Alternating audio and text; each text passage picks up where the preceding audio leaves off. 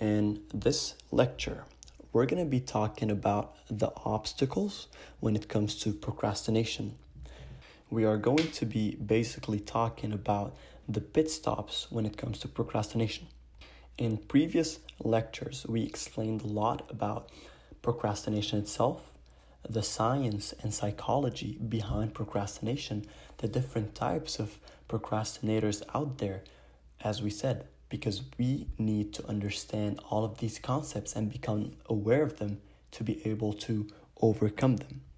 And when it comes to the obstacles and the pit stops, in order for you to be able to overcome them, you need to be aware of them. Because if you don't know what the obstacle is, how are you going to overcome it?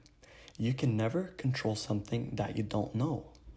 If you don't understand the obstacles, it's exactly like saying to someone, try to imagine a color that you've never seen before.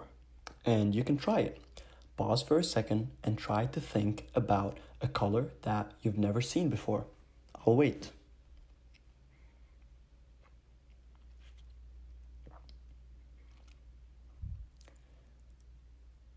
Eventually, you're going to realize that you can't actually imagine a color that you've never seen before.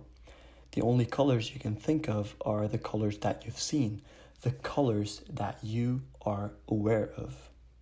And now, when you want to overcome obstacles, you need to be aware of them. You need to know what the obstacles and the pit stops are to be able to overcome them and eliminate them. Now, the best way to do so, the best way to identify and eliminate these obstacles is every single time you feel like you want to procrastinate, even if you don't really do it. If you just feel like you want to procrastinate, take a paper and a pen and write down what's going on.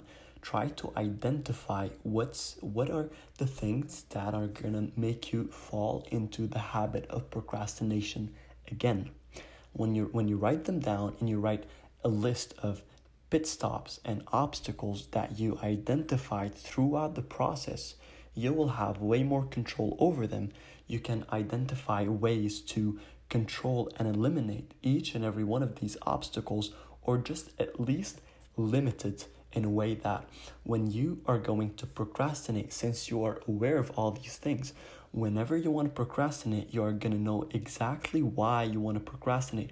What is the pit stop or what is the obstacle? And once you're more aware of it, you're going to have more control over it, and you can just push it away and keep focusing on whatever you want to do and not procrastinate. Now, another thing that we're going to talk about as well is distractions. One of the main reasons why people procrastinate is because they get distracted. If people are focused on a task, they will not procrastinate. But when they get distracted and they lose focus, they are more likely to procrastinate. How many times did this following scenario happen to you? You're working, you're doing something, and then your phone rings. There's a notification. You look at it, and somebody texted you. You text them back. They text you again. You text them back. 4 hours later, you find yourself sitting on your bed watching Netflix or YouTube or scrolling through Instagram, and you've lost 4 hours without even knowing what happened. And it all started because you got distracted. If you didn't get a notification on your phone, you didn't have your phone next to you, it's more likely that you would have stayed and you would have worked on this task until it's done, or at least until you finish what you have to finish for the day or for whatever you planned on to finish. Now, we're not going to get into the details of distractions and identifying them and eliminating them, because we're going to talk more about this in the section where we're talking about time and mind management, because we're going to talk about organizing, planning, and of course, eliminating distractions so you can focus more. But in a nutshell, just avoiding your phone can give you a huge advantage. One of the things that people get distracted with the most is cell phones. So turn off your cell phone and disable the automatic notification.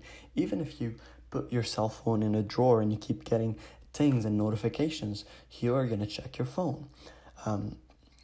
Emails, people usually they think about email every now and then. You're working on your computer and then an email pops up, and then you want to read the email and you want to respond, and then you find yourself that you got distracted from the task that you were working on.